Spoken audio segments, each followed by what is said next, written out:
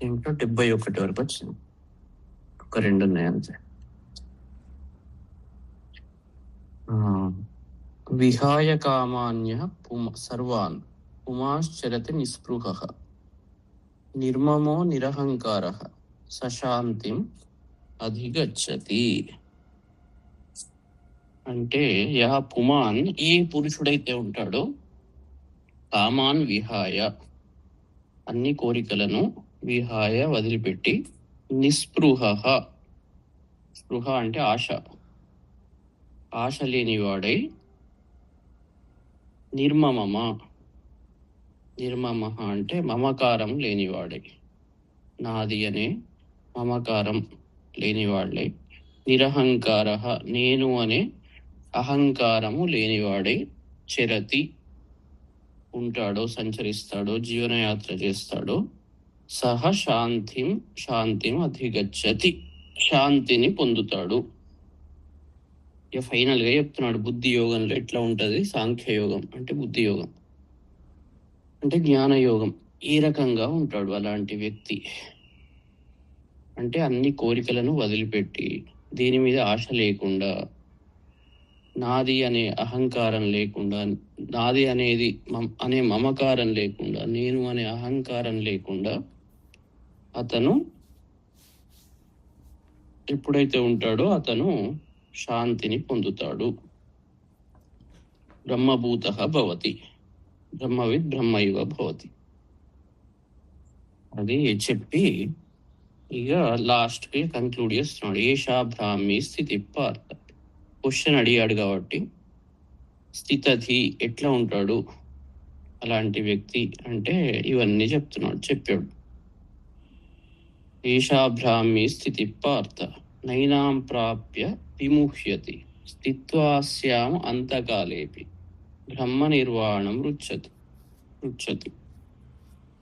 ఓ అర్జున, ఏషా బ్రాహ్మీ స్థితి, ఇది బ్రహ్మయందు ఏర్పడే స్థితి.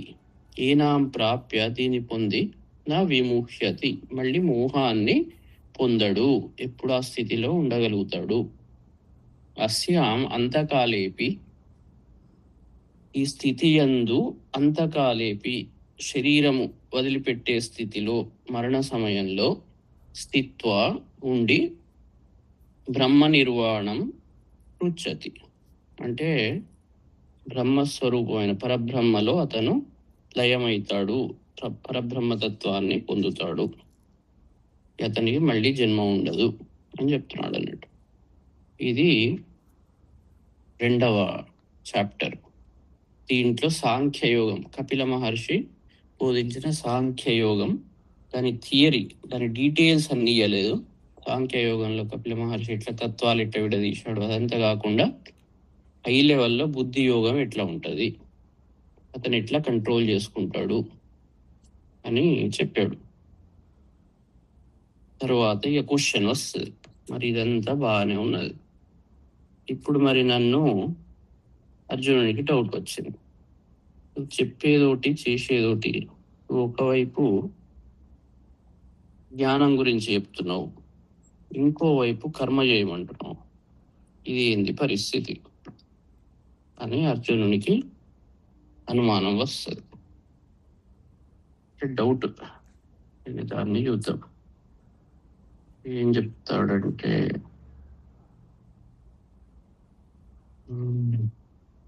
ఎందుకంటే జ్ఞానయోగం అవసరమే.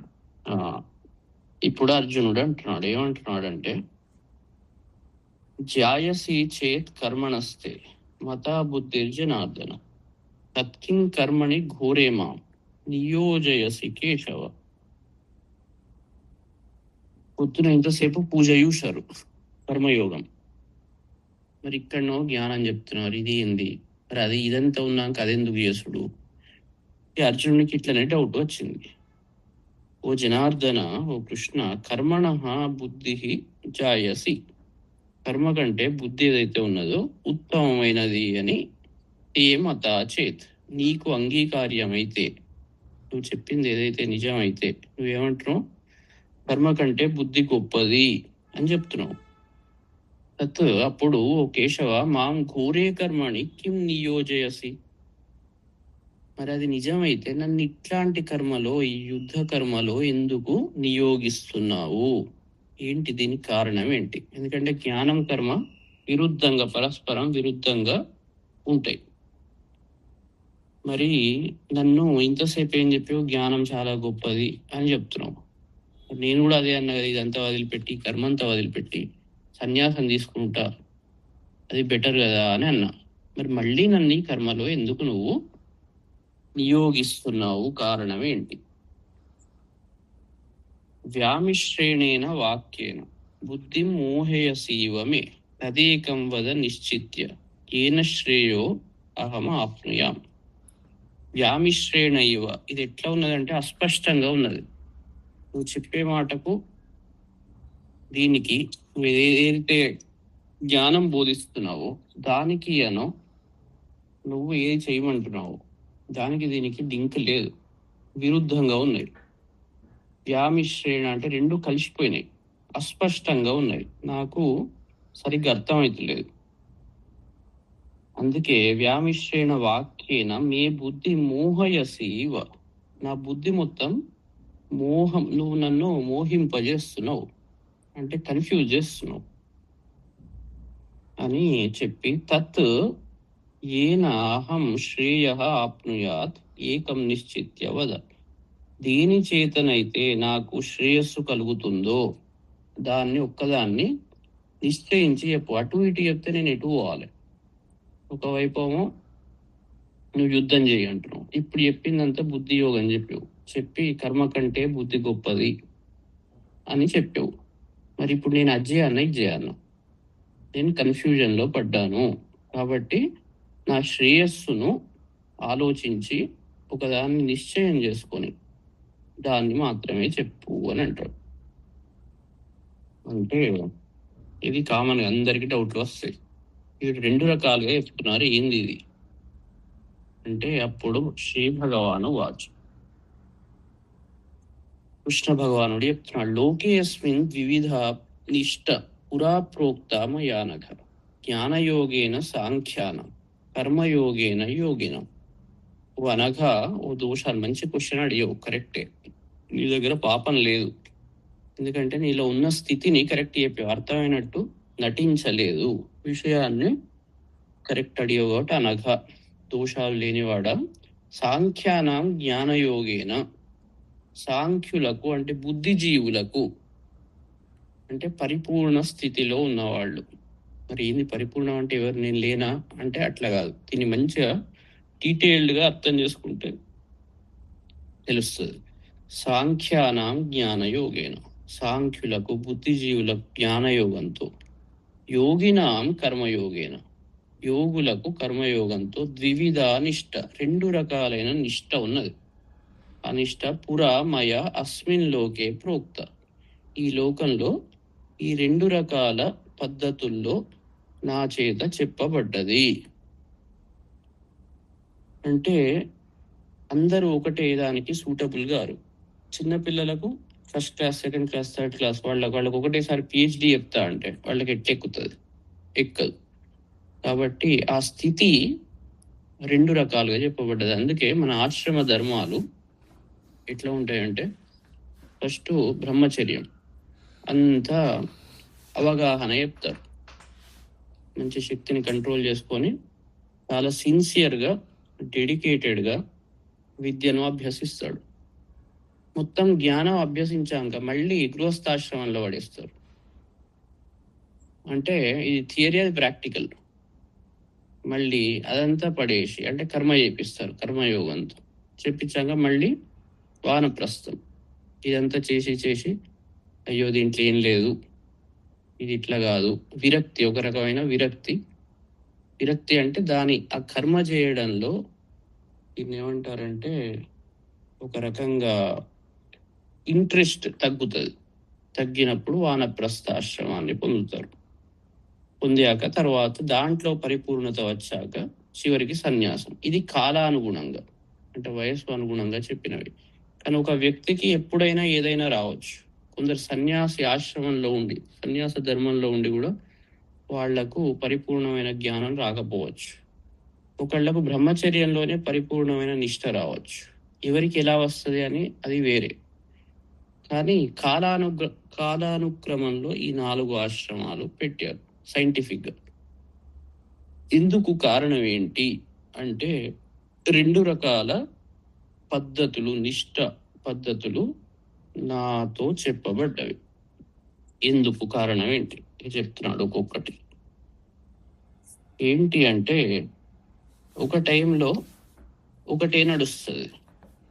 ఇప్పుడు జ్ఞానం చదివేటప్పుడు చదివే నడుస్తుంది, పని చేసేటప్పుడు పనే నడుస్తుంది అని అనుకుంటాం. కానీ లోపల 2 నడుస్తుంటాయి. ఇప్పుడు నేను చదువు చెప్పేటప్పుడు నా కర్మేంద్రియమైన నోరు దాంతో వాక్కు బయటికి వస్తున్నది. మీ జ్ఞానేంద్రియమైన చెవులతో అది లోపలికి పోతున్నది. గమ్మత్ ఏంటంటే శిష్యులో జ్ఞానేంద్రియాన్ని ఉపయోగిస్తున్నారు, గురువు కర్మేంద్రియాన్ని ఉపయోగిస్తున్నాడు. అంటే కర్మ జ్ఞానం హ్యాండ్ ఇన్ హ్యాండ్ నడుస్తుంది ఎప్పుడు. అందుకే ఇక ముందు చెప్తున్నాడు నకర్మణం అనారభ్య. ఇక్కడ చాలా ఇంపార్టెంట్ శ్లోకం ఇది. కరెక్ట్గా అర్థమైతే అసలు కర్మయోగం ఎందుకు అనేది అర్థమవుతుంది. నకర్మణం అనారంభ నైష్కర్మ్యం పురుషోష్ణుతే నచ సన్యసనాత్ ఏవ సిద్ధిం సమధిగచ్చతి. అంటే నకర్మణ అంటే కర్మ చేయకుండా, అనారంభాత్ కర్మణం అనారంభాత్ కర్మ చేయకుండా, నైష్కర్మ్యం అంటే కర్మ లేకపోయే స్థితి, చెయ్యని స్థితి. ఇప్పుడు కర్మ చేయకుండా ఎవరు ఉండలేరు. మనస్సు కంటిన్యూస్గా నడుస్తూనే ఉంటుంది. ఈ సాంఖ్యయోగంలో చెప్పిన బ్రాహ్మీ స్థితి అందరికీ అట్లా ఉత్తగానే చెప్పగానే వచ్చేది కాదు, ఇట్లా అనగానే అట్లా వచ్చేది కాదు. దాంట్లో స్థిరంగా కూడా ఉండదు. మళ్ళీ బయట ఏదైనా సిచ్యువేషన్ క్రియేట్ అయిందంటే మళ్ళీ మొదటికి వస్తాడు. ఆ బ్రాహ్మీ స్థితి స్థిరం కావాలంటే కర్మయోగం ఫస్ట్ అధిష్ఠించినప్పుడు నైష్కర్మ్య స్థితి రావాలి. అంటే నేను కర్మ మీద ఇలాంటి వేరే దాని మీద ఆసక్తి అనేది ఎగిరిపోవాలి. ఆ ఆసక్తి ఎగిరిపోనంత వరకు అతను కర్మయోగాన్ని అవలంబించాలి. ఎందుకంటే ఇక్కడ కర్మయోగంలో రెండింటి మిక్స్చర్ ఉంటుంది. ఒకవైపు కర్మ సన్యాసం, కర్మ నేను చేస్తున్నా అనే భావన, ఫలాపేక్ష లేకుండా చేస్తూ ఉంటాడు. 2 అనుభవాన్ని కూడా పొందుతాడు. ఈ రెండింటి మిక్స్చర్ వల్ల అతని బుద్ధి నైష్కర్మ్య స్థితిని చేరుకుంటుంది. అందుకే కర్మణ అనారంభాత్ నైష్కర్మ్యం పురుష న అశ్నుతే. కర్మను అసలే చేయకుంటే ఈ నైష్కర్మ్య స్థితి రాదు, అనుభవం రాదు. అనుభవం రాకుంటే ఏమవుతుంది? బుద్ధి పూర్తిగా పరిపక్వత చెందదు, ఇంద్రియాలు పరిపక్వత చెందవు. పరిపక్వత చెందని మనస్సులో జ్ఞాన బీజం పడ్డా అది మురిగిపోతుంది, అది పడదు, అది ఎక్కువసేపు నిలవదు. కాబట్టి జీవుడు పరిపక్వత చెందాలి అంటే కర్మలు చేయాల్సిందే. కర్మలు చేసుకుంటే ఎట్లా ఉండాలి? కర్మయోగం పద్ధతి ద్వారా చేయాలి, ఫలితం అపేక్షించకుండా. అట్లా స్లోగా దాన్ని ప్రాక్టీస్ చేసుకుంటూ చేయంగా వానికి నైష్కర్మ్య సిద్ధి వస్తుంది. ఎప్పుడైతే ఆ సిద్ధి వస్తుందో అప్పుడు అతను జ్ఞానానికి, ఆ జ్ఞాన బీజం కరెక్ట్గా మొలకెత్తుతుంది. అంతవరకు ఆ బ్రాహ్మీ స్థితిలో ఎప్పుడూ ఉండలేడు. అందుకే కర్మ చేయవలసిందే అని చెప్తున్నాడు.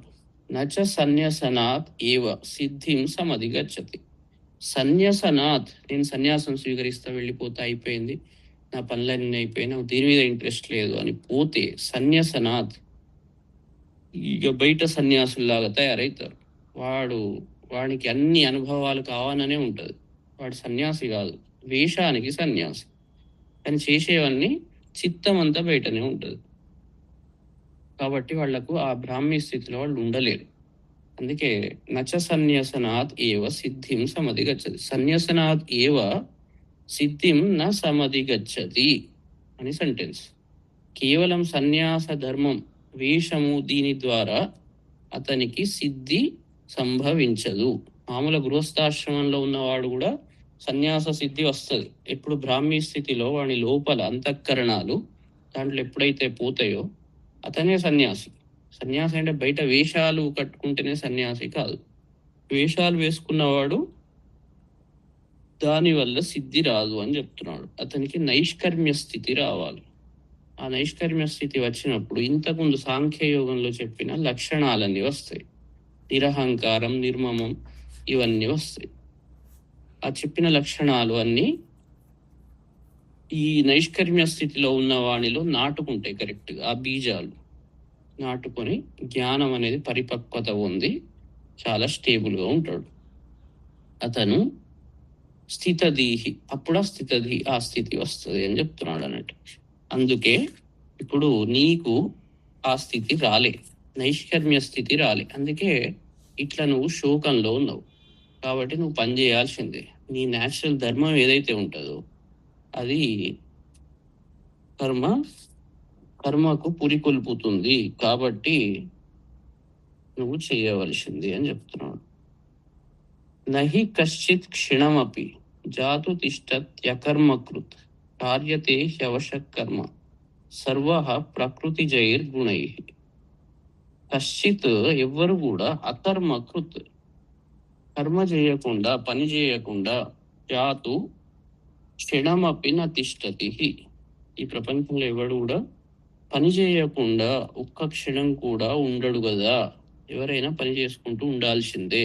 ఎప్పుడు ఏదో రకంగా పని నడుస్తూనే ఉంటుంది తెలియకుండా.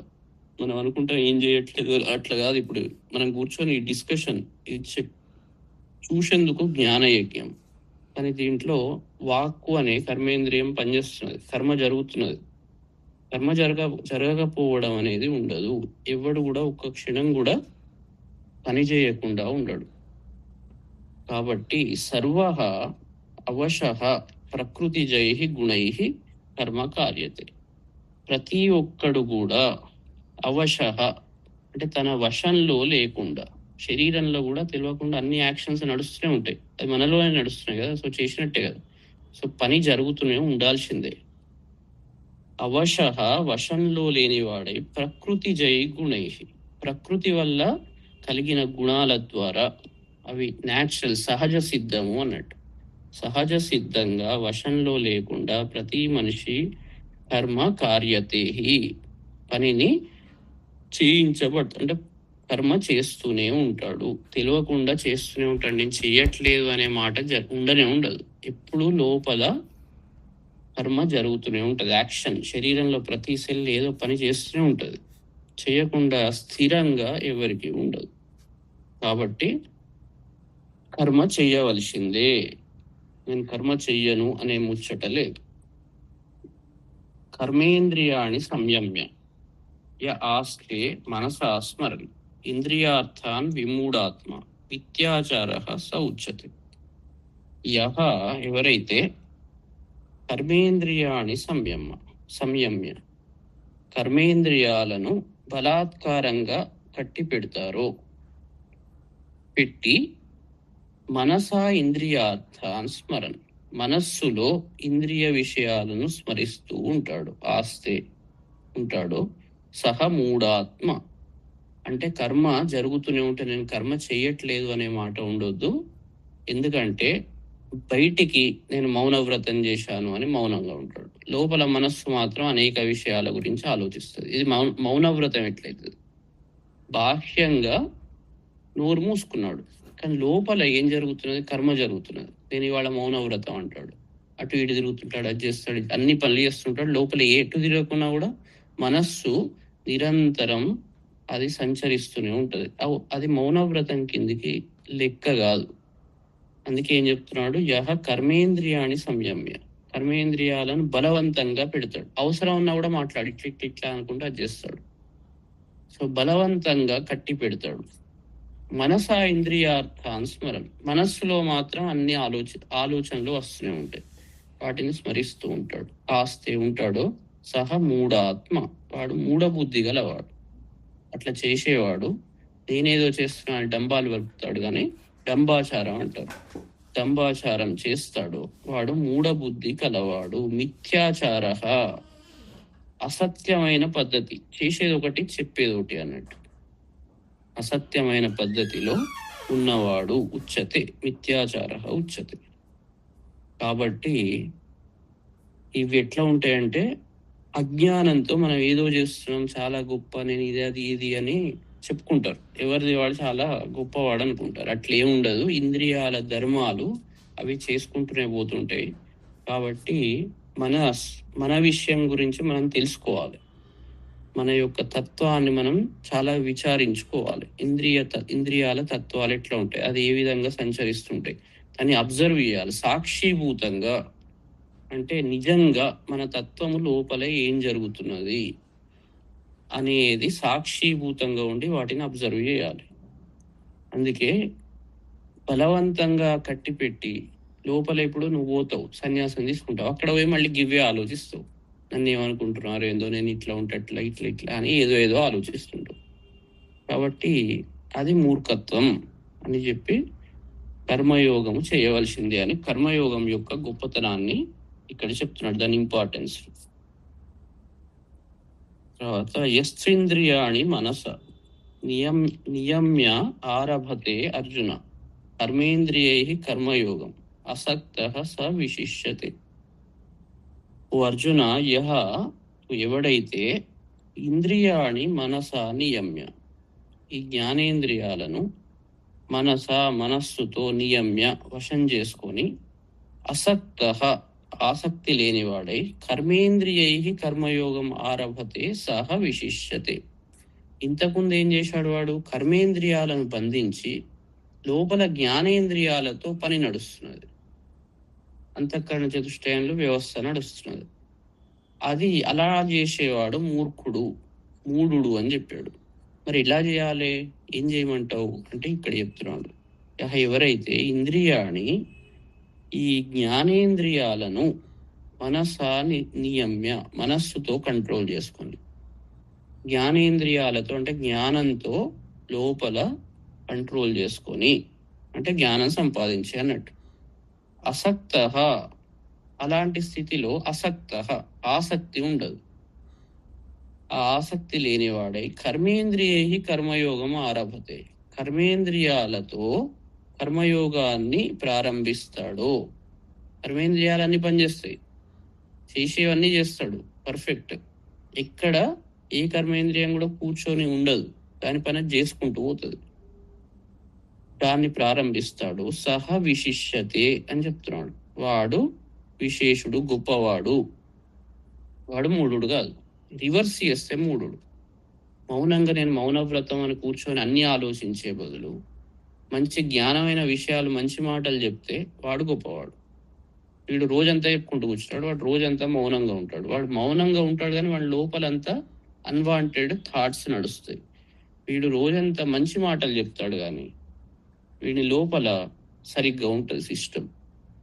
కాబట్టి కర్మేంద్రియాలు కంట్రోల్ చేసి పెట్టొద్దు.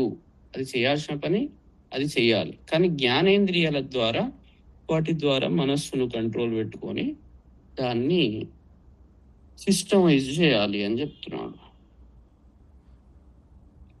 నియతం కురు కర్మత్వం కర్మజ్జాయో హ్యకర్మణ శరీర యాత్రాపి చతేన ప్రసిద్ధ్యేద కర్మణ. త్వం నియతం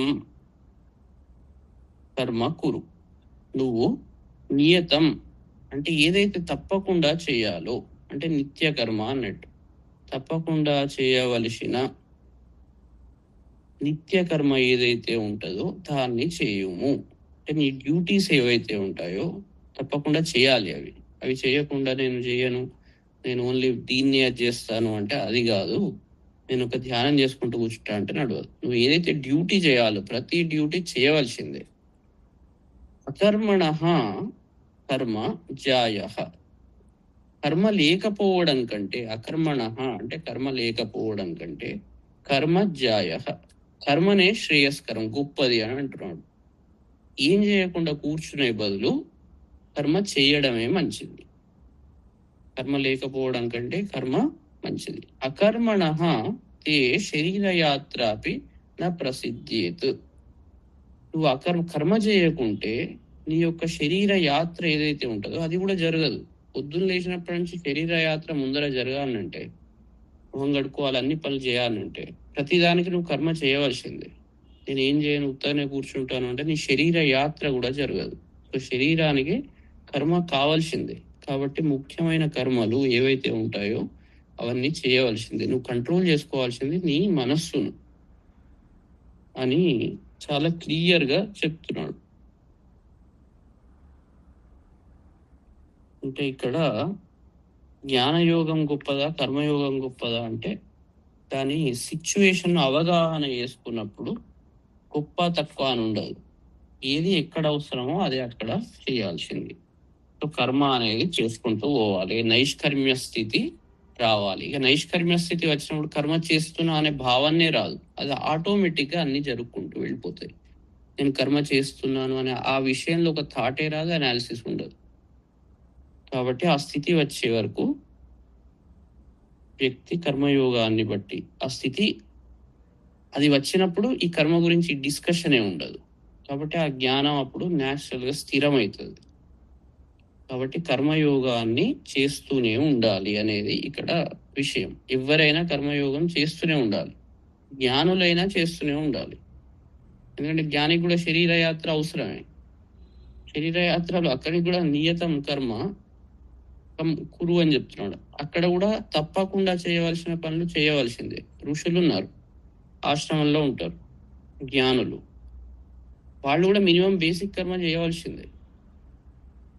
కర్మ చేయకుండా ఎవరు ఉండడు. కాబట్టి అందరికీ కర్మయోగం కావాల్సిందే అని చాలా క్లియర్‌గా చెప్తున్నాడు. ఇక్కడ మరి కర్మయోగం అంటే ఏంది? దాని ఫలాపేక్ష పెట్టుకోకు, ఆశ పెట్టుకోకుండా జ్ఞానేంద్రియాలతో మనస్సును కంట్రోల్ చేసుకుంటూ పని చేసుకుంటూ వెళ్ళిపో. అప్పుడు నీ శరీర యాత్ర కూడా మంచిగా జరుగుతుంది అని చెప్తున్నాడు. యజ్ఞార్థాత్ కర్మణోన్యత్ర లోకోయం కర్మబంధన తదర్థం కర్మ కౌంతేయ ముక్త సంగః సమాచర. అయం లోకః అంటే నువ్వేమనుకుంటున్నావు అంటే ఈ కర్మ బంధహేతు కాబట్టి చేయకూడదు. అందుకే కదా జ్ఞానం తెచ్చుకొని ఫలాపేక్ష లేకుండా జ్ఞానాగ్ని దగ్ధ కర్మాణ భస్మసాత్ కురుతే అర్జున. జ్ఞానాగ్నితో కర్మబంధాలన్నీ తెగిపోతాయి. అంటే కర్మ నేను చేస్తున్నాను అనే భావన ఉండదు, నీకు ఏం కావాలి దాని మీద అపేక్ష ఉండదు, కానీ చేసుకుంటూ పోతావు. దానివల్ల నువ్వు కర్మ వల్ల నువ్వు బంధింపబడవు. దానివల్ల భయం అవసరం లేదు. ఇక్కడ ఏం భయం అవుతున్నది అర్జునునికి? ఈ కర్మ చేయడం వల్ల నాకేదో పాపం చుట్టుకుంటుంది, మళ్ళీ బంధాల్లో పడతాను అని అనుకుంటున్నాడు. అందుకే కర్మ నుంచి దూరం పోదామని అనుకుంటున్నాడు.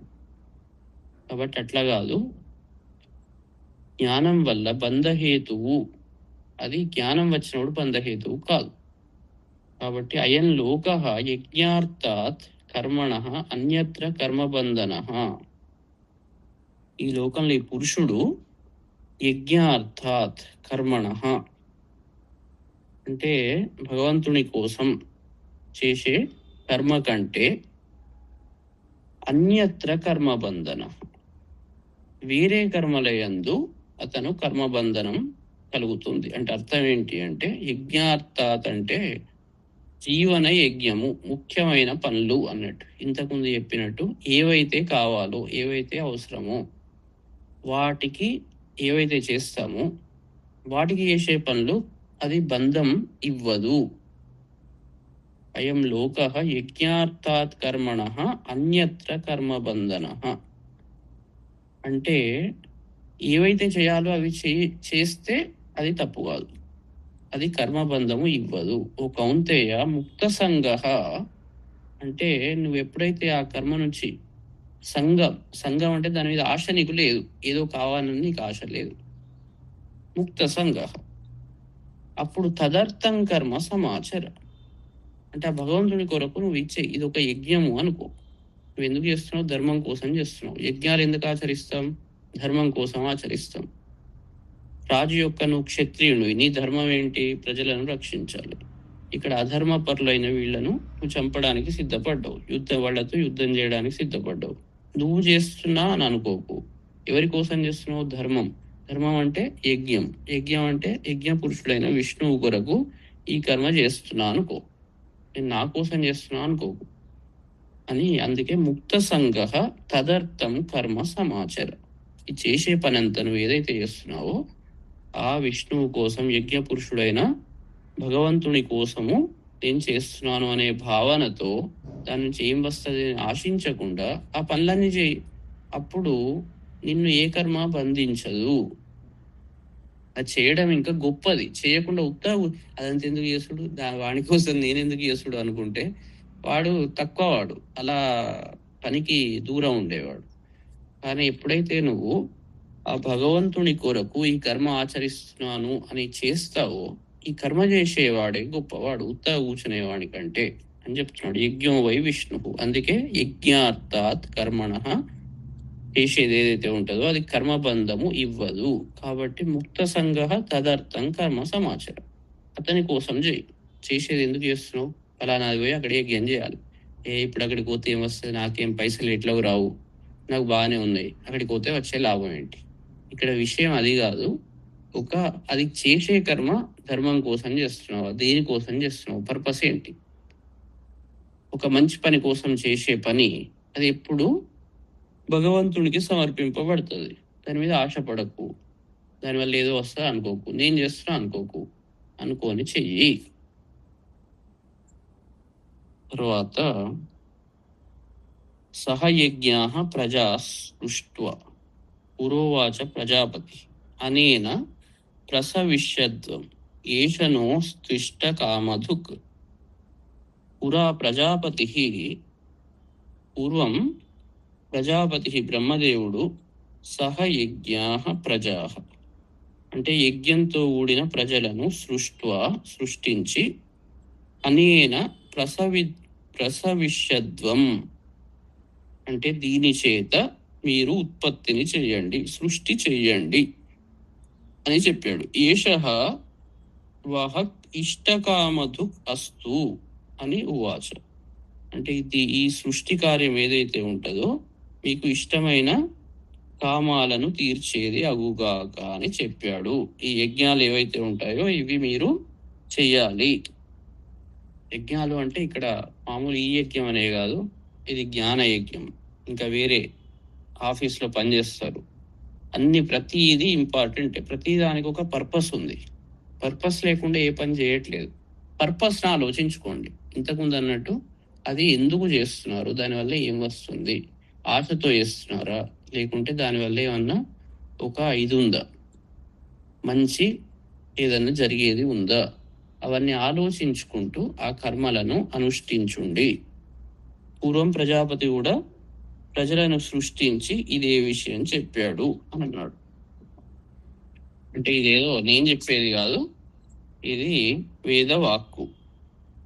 దేవాన్ భావయత అనేన తే దేవా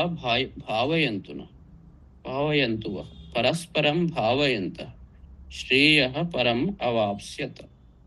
అనేన దేవాన్ భావయత. ఇది కూడా మ్యూచువల్ అన్నట్టు. మ్యూచువల్ రెసిప్రోకేషన్ లేకుంటే ఏ విషయం కూడా సక్సెస్ ఉండదు. అనేన దేవాన్ భావయత. ఈ యజ్ఞాల చేత, అనేన అంటే ఇక్కడ యజ్ఞాలు, వీటి చేత దేవతలను భావయత వృద్ధిని పొందించండి. అంటే దేవతలను మీరు ఈ యజ్ఞాల్లో ఆవాహనం చేసి ఆ దివ్యతత్వాలను మీరు వృద్ధిని పొందించండి. అప్పుడు ఏం చేస్తారు? తే దేవాహ వాహ భావయంతు. అప్పుడు ఆ దేవతలు ఏం చేస్తారు? మిమ్మల్ని వృద్ధి చెందిస్తారు. మ్యూచువల్. మీరు వాళ్ళను ఒకళ్ళకు మీరు రెస్పెక్ట్ ఇస్తే వాళ్ళు మీకు రెస్పెక్ట్ ఇస్తారు. అందుకే గురువు దగ్గరికి పోయి గురు సేవ చేస్తే అతను మీకు విద్య చెప్తాడు. నేను ఏం చేయాలి, నాకు మాత్రం చెప్పాలంటే ఎందుకు చెప్తాడు? చాలా క్లియర్. గివ్ అండ్ టేక్, రెసిప్రోకేషన్తోనే ఈ సృష్టి నడుస్తుంది. ఏది జరిగినా రెసిప్రోకేషన్ ఉండాలి. అన్ని నాకే కావాలంటే మరి వాడు కూడా అదే అనుకుంటే ఎట్లా? అట్లా ఉండదు. అందుకే యజ్ఞాలు ప్రజాపతి సృష్టించి ఏం చేశాడు? ప్రజలను ఈ యజ్ఞాలను చేయండి, యజ్ఞాల్లో దేవతలను ఆవాహనం చేయండి, చేసి వాళ్ళని పూజించండి. అప్పుడు ఏం చేస్తారు? దేవతలు సంతోషపడి వాళ్ళు మిమ్మల్ని వృద్ధి పొందిస్తారు. మీరు మంచిని, ధర్మో రక్షతి రక్షిత అంటే ఏంది? మీరు ధర్మాన్ని రక్షిస్తే ఆ ధర్మం మిమ్మల్ని రక్షిస్తుంది. మీరు దాన్ని రక్షించకుండా నాకు రక్షణ కావాలంటే ఇట్లా. సో మనం చేయవలసిన పని దేవతలకు వాళ్ళకి ఇవ్వవలసింది వాళ్ళకి ఇస్తే వాళ్ళకి ఏమిస్తారు? రెస్పెక్ట్. వాళ్ళను గుర్తు చేసుకోవడం.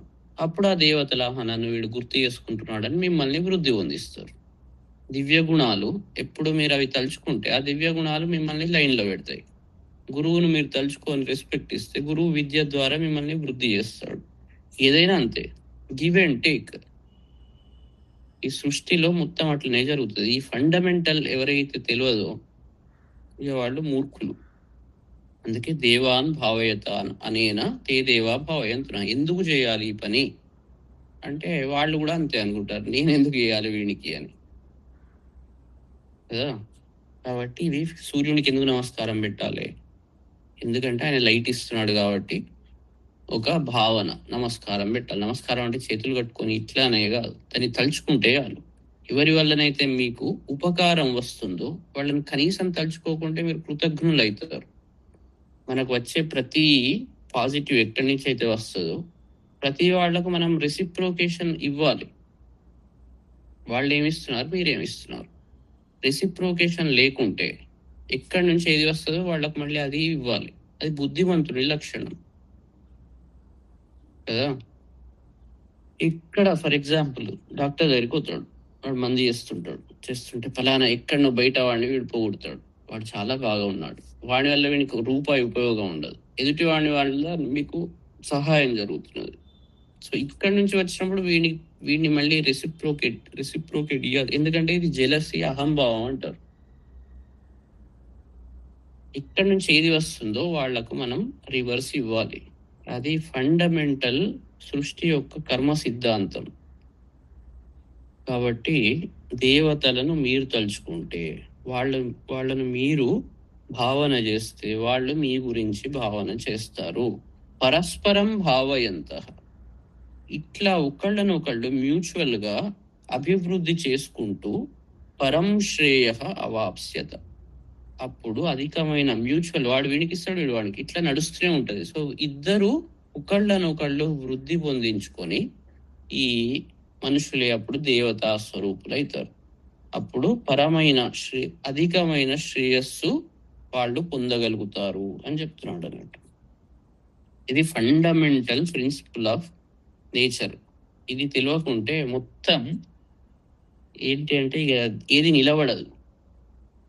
ఇష్టాన్ భోగాన్ హి ఓ దేవ దాస్యంతే యజ్ఞభావిత తైర్దత్తాన్ అప్రదాయేభ్యో యోభుంక్తే స్తేన ఏవ సహ.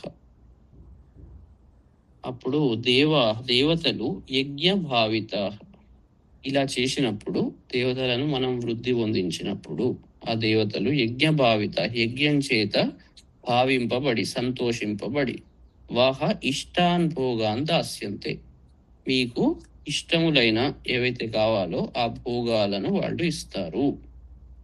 మీరు ఏదైతే కోరుకొని చేస్తారో దానికి తగ్గట్టు వాళ్ళు ఇస్తారు. తైహి దత్తాన్ ఏభ్యః అప్రదాయ యహ భుంక్తే సహస్తేన ఏవ. వాళ్ళ చేత ఇవ్వబడ్డవి ఏవైతే ఉంటాయో ఏభ్యః వీళ్ళకి ఇవ్వకుండా, అంటే మిగిలిన వాళ్లకు దేవతా స్వరూపులైన ఆ లక్షణాలు ఏవైతే ఉంటాయో భగవంతుడి చేత పొందేవు. నువ్వు పొంది మళ్ళీ నువ్వు భగవంతుడికి ఇవ్వకుంటే ఎట్లా ఉంటది? అతని వల్ల వచ్చిన సంపద మళ్ళీ అతనికి ఇవ్వాలి కదా. అతని వల్ల వచ్చింది అని తెలుసుకోవాలి. మనం ఫండమెంటల్ గా తెలుసుకొని వాళ్ళకి ఇవ్వకుంటే ఏభ్యః అప్రదాయ యహ భుంక్తే, ఎవరైతే అనుభవిస్తాడో సహ స్థేనః ఏవ, వాడే దొంగ. ఇప్పుడు గురువు దగ్గర నేర్చుకున్నాడు, విద్య నేర్చుకొని నాకే వచ్చింది అంటే వీడు దొంగ అన్నట్టు. బేసికల్గా ఎక్కడి నుంచి వచ్చింది అనేది ఫండమెంటల్ గా తెలుసుకొని దాన్ని నువ్వు కరెక్ట్ గా అడ్జస్ట్ లేవు అంటే ఏంది? దొంగతనం అన్నట్టు. ఇక్కడ కూడా దేవతలు ఏం చేశారు? నీకు నీ కర్మ వల్ల ఒకటి ఇచ్చారు. ఇది ఎట్లా వచ్చింది అంటే వాళ్ళ వల్లనే వచ్చింది. వాళ్ళకి మళ్ళీ ఇవ్వాలి కదా. అందుకే యజ్ఞము అంటే ఇవ్వడము అంటే ఒక మాట కనీసం ఎక్కడి నుంచి వచ్చింది? నాకు ఈ శరీరం ఎక్కడి నుంచి వచ్చింది? ఈ విద్య ఎక్కడి నుంచి వచ్చింది? ఈ ప్రతిది ఏదైతే ఉంటుందో మ్యూచువల్ వర్క్తో నడుస్తుంది ఏదైనా. అప్పుడే వాళ్ళు ఇంకా ఇస్తారు, లేకుంటే ఇవ్వరు. వీడు దొంగగా మారుతాడు అన్నట్టు. కాబట్టి సహస్తేన ఏవ, వాడు దొంగనే అని చెప్తున్నాడు.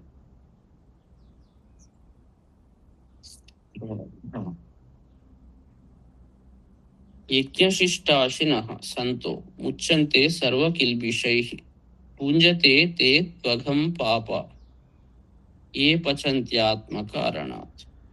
యజ్ఞశిష్టాశినః అంటే యజ్ఞాలు చేసినప్పుడు దాని నుంచి మిగిలిన దాన్ని ఎవరైతే తింటారో సంతః అట్టి సత్పురుషులు సర్వకిల్బిషైః ముచ్యంతే. అంటే యజ్ఞాలు చేసినప్పుడు ఆ చేయగా మిగిలిన దాన్ని, యజ్ఞ ప్రసాదాన్ని ఎవరు తింటారో వాళ్ళు అన్ని పాపాల చేత ముచ్యంతే. ఇంట్లో చాలా డీప్ మీనింగ్ కూడా ఉన్నది. పైన ఏంటంటే యజ్ఞ ప్రసాదం, యజ్ఞం చేసి మామూలు తిండి తినద్దు, యజ్ఞ ప్రసాదమే తినాలి. వాళ్ళే అన్ని పాపాల నుంచి దూరం అవుతారు. ఇప్పుడు చెప్పినట్టు ఏంటి, మనకు ఏదైతే లభించిందో ఆ లభించిన దాన్ని మీరు మళ్ళీ యజ్ఞం అంటే అర్థం ఏంటి, మళ్ళీ మ్యూచువల్ రెసిప్రోకేషన్ చేసినప్పుడు, అంటే వాళ్ళ ద్వారా ఇది వచ్చింది అని వాళ్ళకి ఇవ్వాల్సింది ఇచ్చి మళ్ళీ మీరు మిగిలిన దాన్ని స్వీకరిస్తారు. అప్పుడు మీకు ప్రాపర్గా అరుగుతుంది ఆ విద్య కానీ అది ఏదైనా కానీ. అప్పుడు అలాంటి తిండి అంటే ఫిజికల్ తిండే కాదు, అలాంటి భావాలతో కూడిన గ్రహణం చేసిన ఏ విషయమైనా అది మనుషులను సర్వపాపాలతో దాని నుండి అవి దూరం కాబడతాడు అని చెప్తున్నాడు. సర్వపాపాలతో విడవబడతాడు. అంటే యజ్ఞము చేయాల్సిందే, ఏది స్వీకరించినా యజ్ఞము చేయాల్సిందే. యజ్ఞం అంటే ఏంటంటే పరస్పరం భావయంత, అది చేసినప్పుడే యజ్ఞం అంటారు. ఈ ఆత్మకారణాత్ పచంతి తే పాపా. ఎవరైతే కేవలం తన కోసమే, ఏదున్నా నేను నేను నేను తన కోసం మాత్రమే వండుకుంటాడో వాడు తే పాప, వాళ్ళు పాపాత్ములు.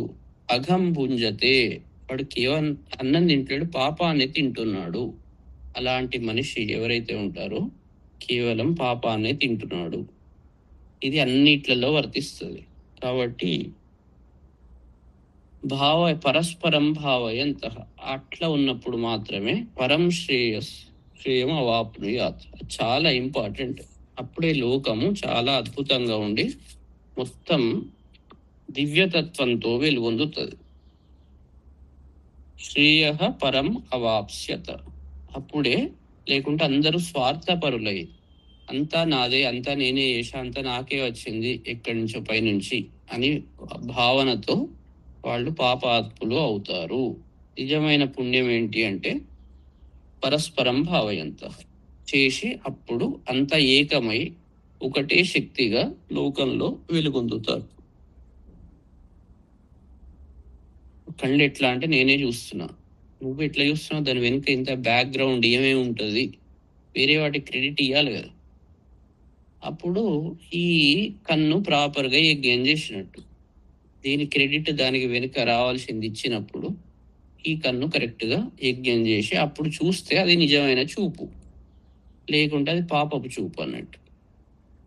ఎప్పుడైతే కరెక్ట్ యజ్ఞం చేసి మిగిలింది అది తీసుకుంటుందో, స్వీకరిస్తుందో, అప్పుడు అది ఏమవుతుందంటే దానికి రావాల్సిన గొప్ప శ్రేయస్సును అది పొందుతుంది అంటున్నాడు. ఇది కూడా చాలా ఇంపార్టెంట్ శ్లోకం. మనం ప్రతిదాన్ని చూసే లోతును బట్టి ఉంటుంది, ఒకటే దానికి అన్వయించద్దు. యజ్ఞము అంటే అందుకే జ్ఞాన యజ్ఞం, ప్రతిదీ యజ్ఞమే మనం చేసేది జీవితంలో. అన్నాద్ భవంతి భూతాని, ఇవన్నీ చెప్తున్నాడు ఏంటి అని. అన్నాద్ భవంతి భూతాని, పర్జన్యాద్ అన్న సంభవ, యజ్ఞాద్ భవతి పర్జన్యం, యజ్ఞ కర్మ సముద్భవ. అన్నాద్ భూతాని భవంతి అంటే ఈ అన్నం వల్లనే ఈ ప్రాణులన్నీ పుడుతున్నాయి. అన్నం తినకుండా ఏ ప్రాణులు ఉండలేవు. పర్జన్యాద్ అన్న సంభవ, అన్నము అంటే కూడా మళ్ళీ సరస్వతి శ్లోకంలో చెప్తారు. ప్రణోదేవి సరస్వతి వాజేభిర్వాజిదేవత్ ధీనాం అవిత్రి అవతు. అంటే అన్నము రెండు రకాలు. మనుష్యులకు శరీర పోషణకు ఈ అన్నం, ఇక దివ్య గుణాలకు వాక్కు అనే అన్నం. సరస్వతీదేవి, అందుకే సరస్వతి నదిగా వర్ణింపబడ్డది. సరస్వతి విద్యారూపిణిగా వర్ణింపబడ్డది. ఇక్కడ మామూలు రూపంలో శరీర పోషణకు ఏదైతే తీసుకుంటావో అన్నం, అది జలాల ద్వారా సరస్వతీదేవి, నీళ్లు లేకుంటే పంటలు వండవు.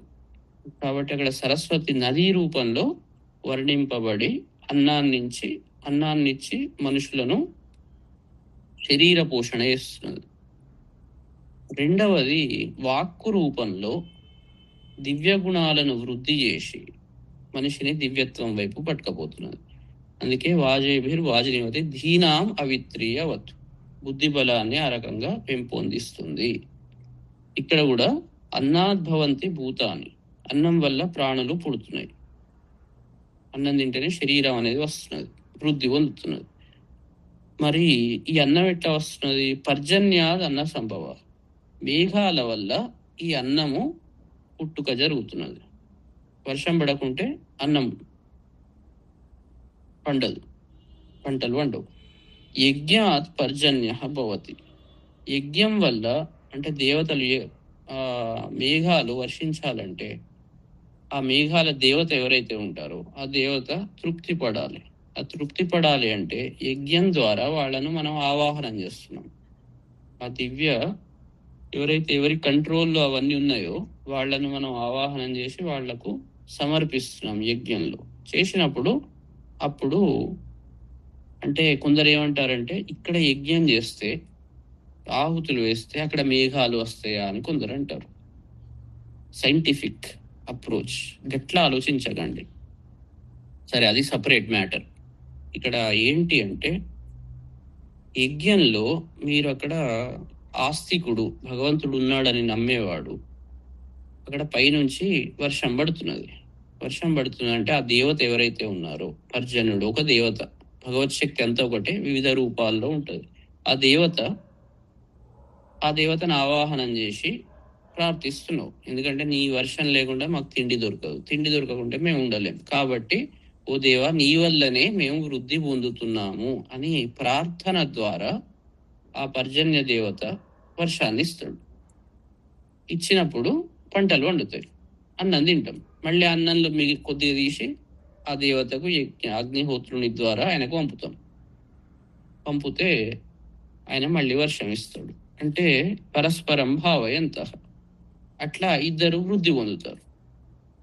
ఎవరి నుంచి అయితే వస్తున్నదో వాళ్ళకి తలుచుకోకుంటే వాడు ఇంకోసారి ఇవ్వడు.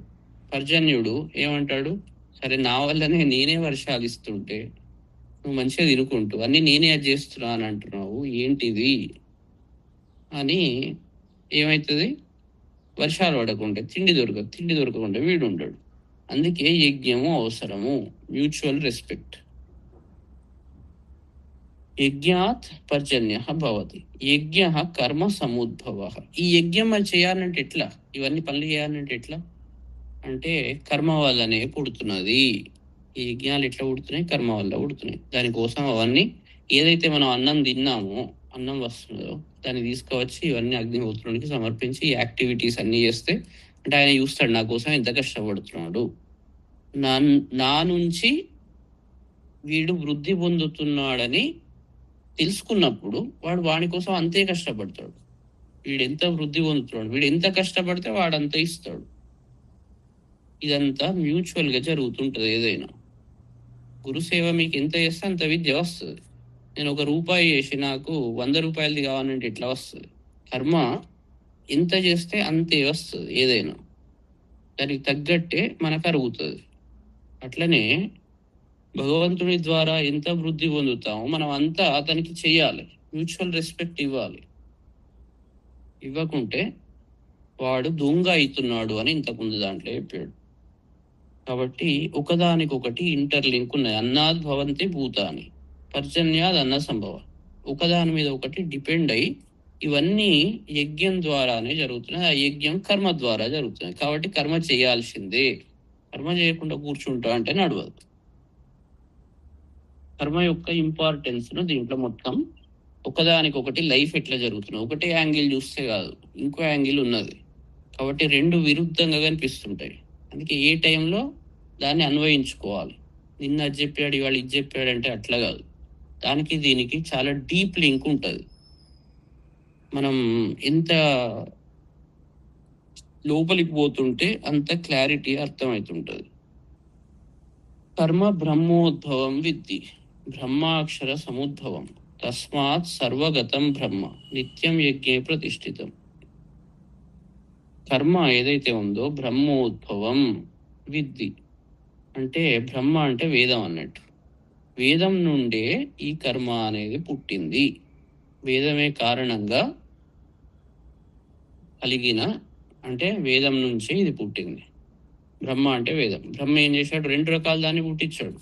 వేదంలో ఇటు కర్మకాండ ఉన్నది, జ్ఞానకాండ ఉన్నది.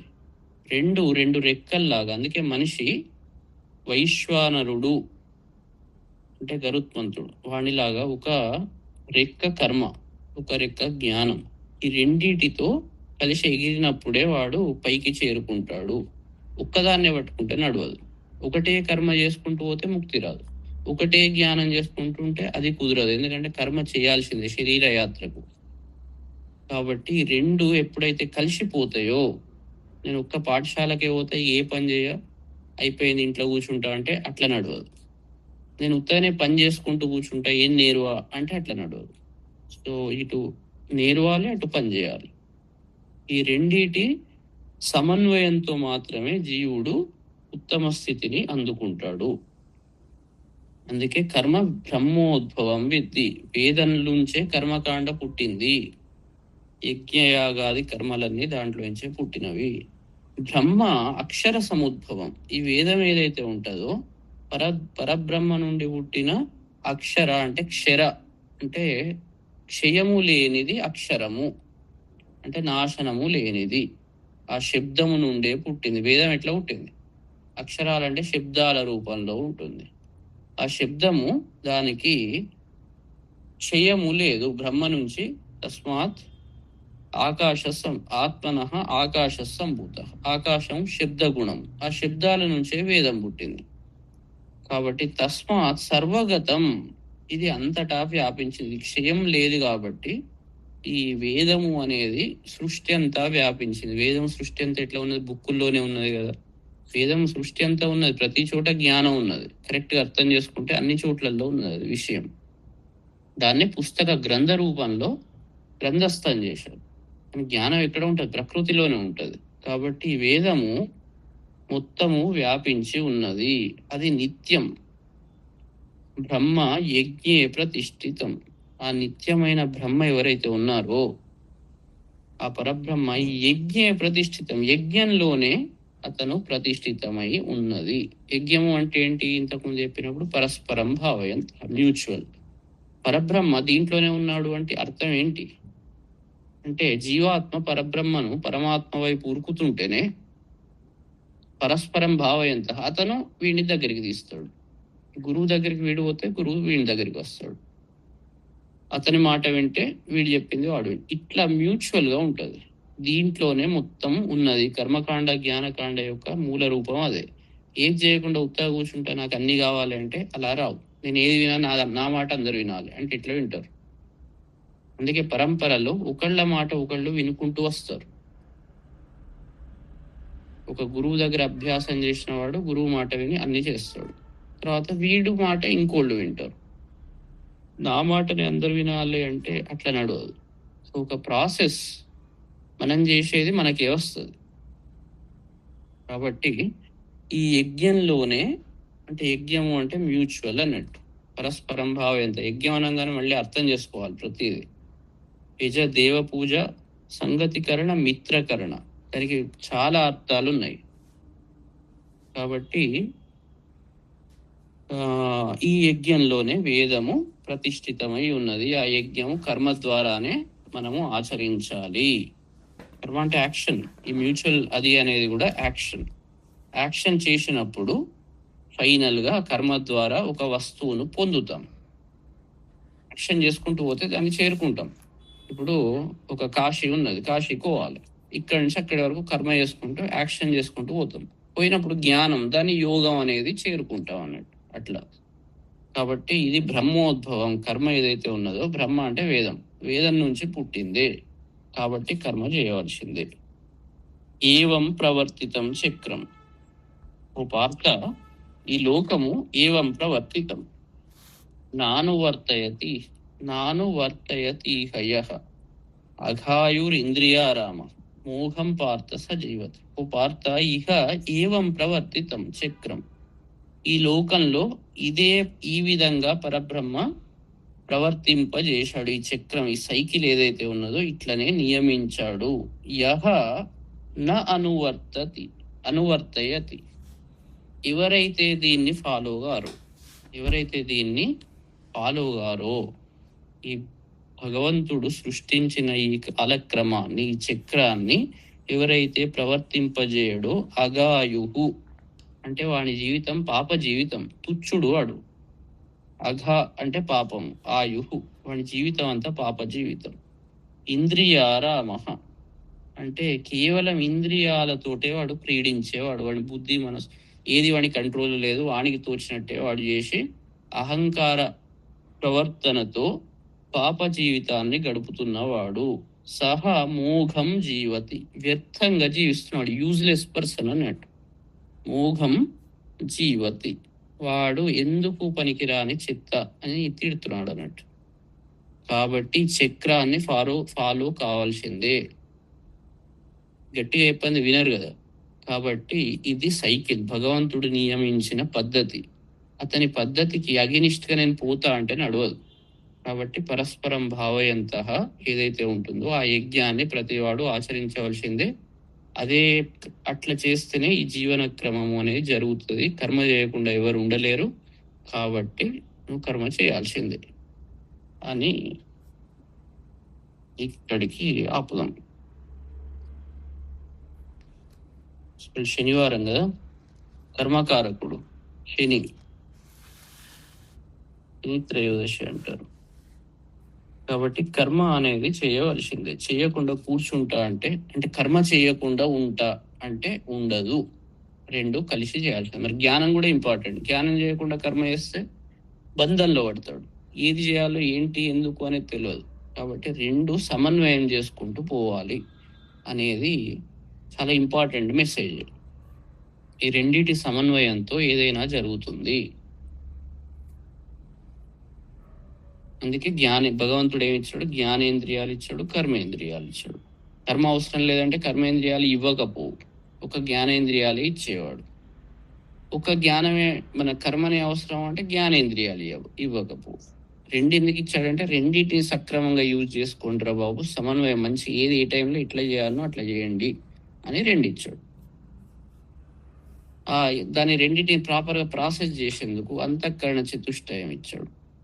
అన్నిటిని మనం కరెక్ట్గా యూజ్ చేసుకోకుండా మనకు తోచిన మన పద్ధతిలోనే అహంకారంతో ఉంటే, అందుకే గురువు అనేది అవసరం. కృష్ణుడు చెప్పకుంటే అర్జునుడు శోకంతో అయ్యో అయ్యో అని బాధపడుకుంటూ తను తోచిందే నిజమని భ్రమలో అట్లా చేసేవాడు. కాబట్టి అందుకే శ్రీవిద్య అంటే సరస్వతి సంప్రదాయంలో ఒక భగవంతుడు చెప్పిన పద్ధతిలో విద్య రావాలంటే గురువు తప్పనిసరి. ఈ కారణం ఎందుకంటే మనకు విషయం లోతులు అర్థం కావు. ప్రతిదాన్ని మనకు తోచిందే మనం కరెక్ట్ అని అనుకుంటాం. అందుకే చాలా ఓపిగ్గా విషయాలను నేర్చుకొని మళ్ళీ శ్రోతవ్య అన్ని విన్నారు, మంతవ్య అన్నిటిని మళ్ళీ ఆలోచించాలి, నిదిధ్యాసితవ్య అప్పుడు జ్ఞానం స్థిరపడుతుంది అన్నట్టు. చేసేది కరెక్ట్గా చేస్తారు, మళ్ళీ లేకుంటే రిపీట్ చేయాల్సి వస్తుంది, మళ్ళీ మొదటికే వస్తుంది. కాబట్టి మంచిగా విని దాన్ని చాలా మోస్ట్ ఇంపార్టెంట్ మెసేజెస్ ఈ రెండు, సాంఖ్యయోగం కర్మయోగం కరెక్ట్గా అర్థమైతే సమన్వయం చేసుకుంటూ మంచిగా ముందరికి పోతారు. మళ్ళీ రేపు కలుద్దాం. శుభం.